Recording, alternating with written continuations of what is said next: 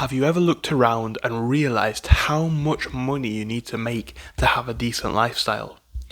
But have you ever looked around and realised how much money you are told you need to have things that you don't necessarily want? You see, we've spoken a lot about the cost of living crisis, things like rent and food are necessities, but look at all of the things people buy. Look at the things people buy that they won't remember in the future. Look at the things people buy that they don't need and buy to impress other people. You know, I don't want to speak too much about the money side of things, but I want to speak today about the consumerism in today's society. It's one of those things which I can't 100% wrap my head around. Now, certain necessities or wants even, certain passions, I do understand. If you want to live in a nicer place, makes sense.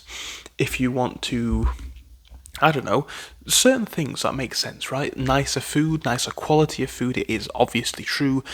I've had cheap foods, I've had expensive foods. Sometimes the expensive food is significantly nicer. Certain things you do feel a quality jump or a lifestyle jump or an ego jump which maybe makes you want to work harder, etc, etc. But we live in a consumerist society where everything is sold to us all the time, and this is the biggest thing in this part of the world that keeps people poor.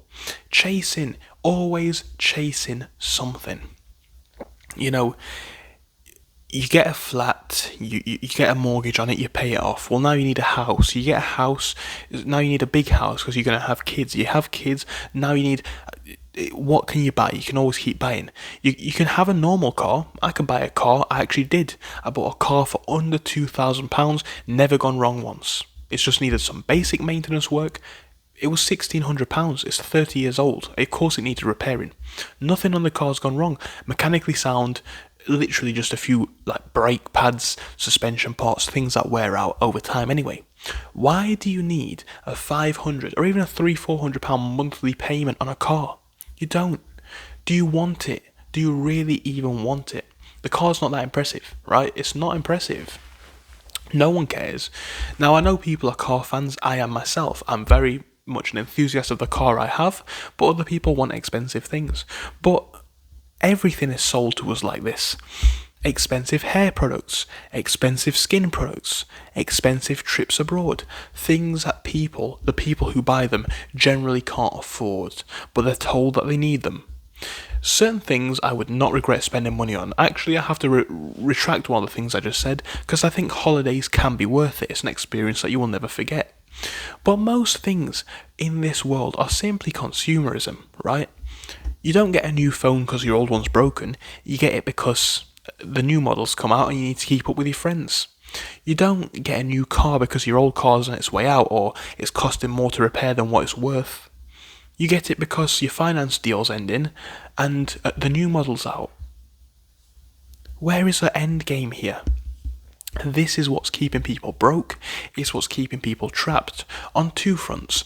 Number one, almost nothing is bought in cash these days. And I don't mean physical cash, I mean paid outright in cash. I pay for everything in cash. I don't have anything on finance at all. I'm not judging anybody that does. I'm not saying it as a point of moral superiority. I don't have anything on finance. I have reoccurring payments, which are my gym membership, a lot of the technology, not the computing technology itself, but a lot of the software that I use to make money with, my gym membership and my rent. That is, and of course other bills like phone bill, etc. But I think that's counted in the technology bills. I don't have a financed car. I don't have my mobile phone finance contract plan. I paid for the phone, then bought the contract afterwards. I don't want anything on finance. Now, you might make the argument that certain things you can leverage finance to actually put yourself in a better position, and certain times that is true. But look at today's market of consumerism. People are buying stuff that they don't need. It keeps them trapped, it keeps them working for a system that doesn't work for them. Now, on top of the fact that they simply just replace things because they can, or because society tells them that they should, what's the effect of this? Well, they're buying stuff that doesn't need to be produced, they're buying stuff that they don't need to own. But even more so, they are actually getting themselves trapped. They're on the hamster wheel in debt, and because nothing is paid outright in cash, it's all financed. It's all kicked down the road. If I wanted to quit my job right now and quit my eBay selling, let's say, I don't think I would, but let's say I did, That's fine. Now, of course, my rent and my other small bills would need to be paid. Actually, rent's quite a big bill. But besides that, I'm not going to be like completely destroyed. These people cannot lose their job. If they lose like 10% of their income, they're finished. If the interest goes up by 5%, they're finished. So you build an equity in assets that you can't even afford. In fact, you won't even build equity because your car will get repossessed. And a car's not an asset. It goes down in value, it breaks. There's very few cars that go up in value. Some do, most don't. A BMW is not going up in value. Not most models. An Audi is not going up in money. So is a stupid financial decision. And then you go ahead to pay above average rates with a 20%, 10%, 15% interest rate. People are in credit, 25% extra credit card fees. Interest. Spend, spend, spend. And this is what keeps us trapped, ironically, in the same system that we hate. We are working to produce goods, assets, data to influence consumer trends, right? We're stacking the shelves in shops for consumers.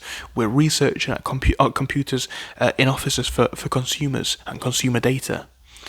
Yet we then know all of this. We realise how blatant of a system, a marketing system it is, and then we fall victim to the very same thing because we spend our wage on a new car, we spend our wage on a new coat, stuff that we don't need. There was a time in history, and you don't need to go that far back, in some countries it's still the way of life. People spent on the bare minimum.